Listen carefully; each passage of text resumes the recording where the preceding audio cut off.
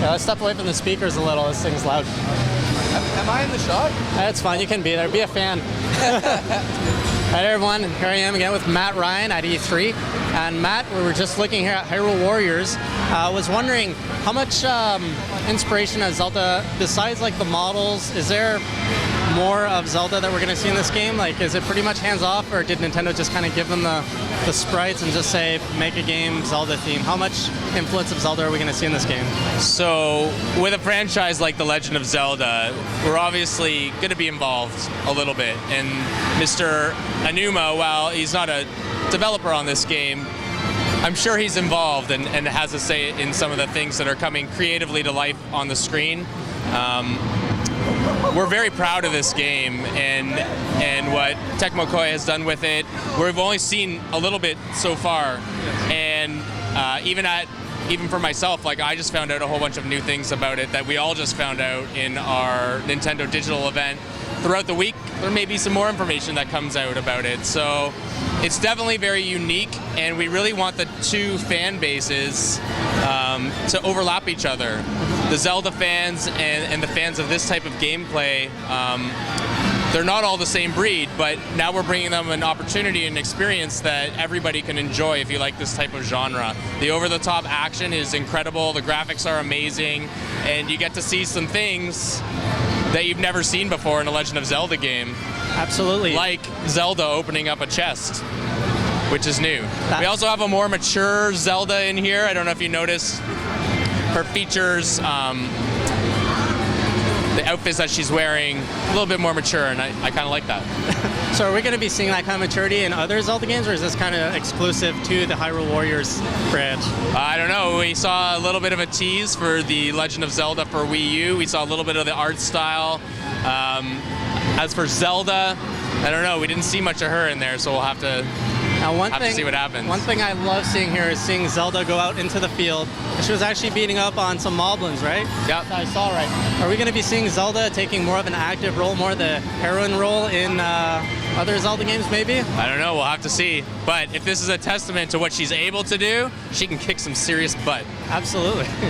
Now you said that there'd be more information coming this week for Hyrule Warriors. Can we expect more information on the other titles that were announced today? I think you can pretty much expect more information on everything that we have in our booth and that we showed in our digital event.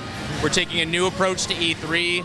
Not having a press conference isn't new for us, but the type of video that we put out today is one thing, but we have Treehouse Live at E3, which is literally like a broadcast program that's available live and on demand later, where we have developers, people from the Treehouse, which is our localization team in the US, talking about these games. It's unscripted and it's true discussions, and there will be some reveals of more information about everything that we're showing on the floor, and we encourage all of our fans to check that stuff out. That's really cool. Now the intro to the digital event today. I was blown away. That fight scene, of course, we got Robot Chicken Creator doing some scenes. When did you see it? Were you, I mean, how far back had you seen this? What was your reaction to this video?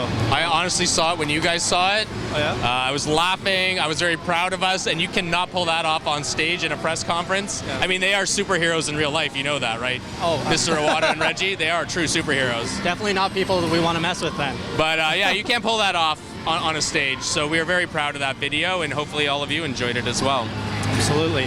Now, we saw a lot of Wii U games announced today, tons of Wii U games coming. However, the 3DS platform, I didn't see that many titles. Now, what is Nintendo's strategy for the 3DS in 2014 and maybe going into 2015? You know, we always want to launch games. We want to have a steady drumbeat of titles coming out over time for both of our systems. In my experience at E3, sometimes it's a hardware year, sometimes it's a year about the software for Nintendo 3DS, and it was like that a few years ago. Sometimes it's a year about the software for Wii U. That's definitely this year.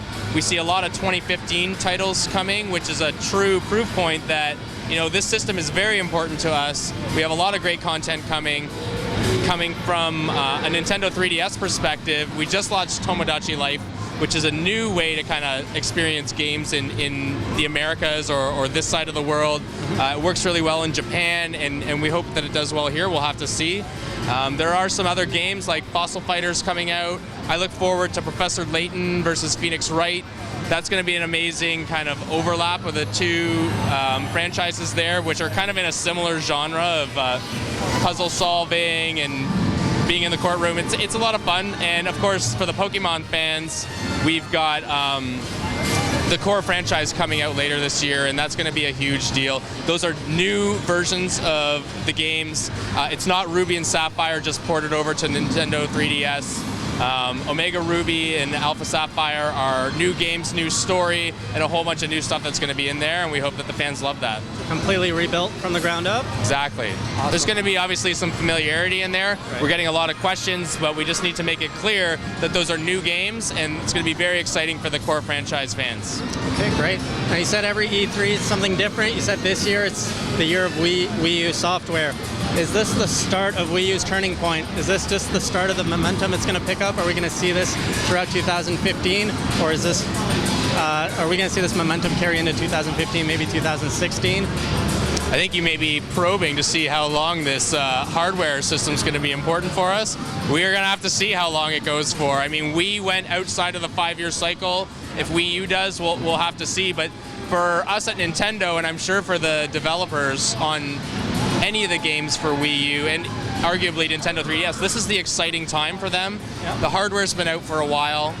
Okay, we just did a recent system update that helps the navigation through the menus and getting into the Wii U system a little bit easier, but the development tools have been in the developers' hands for so long that this is when the really good stuff comes out. Yeah. And we definitely showcased that with Mario Kart 8. It's an amazing game. I hope everybody's having fun with it.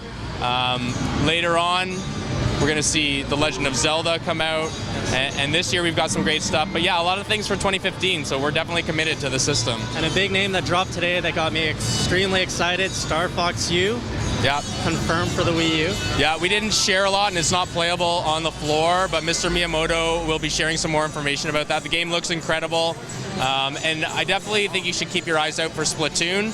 We got a whole bunch of people playing it over here right now. It's new IP from Nintendo. Our fans always want us to come out with new IP. Well, there it is. Yep. It's a great third-person action shooter, except instead of using guns with bullets, you're using ink, and there's squid involved. It's incredible. It's a lot of fun. It's a great single-player game, but it's really built for multiplayer, and the fans are going to love that. So keep your eyes on Splatoon. And are there any well-known developers that have worked on this game, on Splatoon, or is this kind of a fresh new IP from Nintendo from some?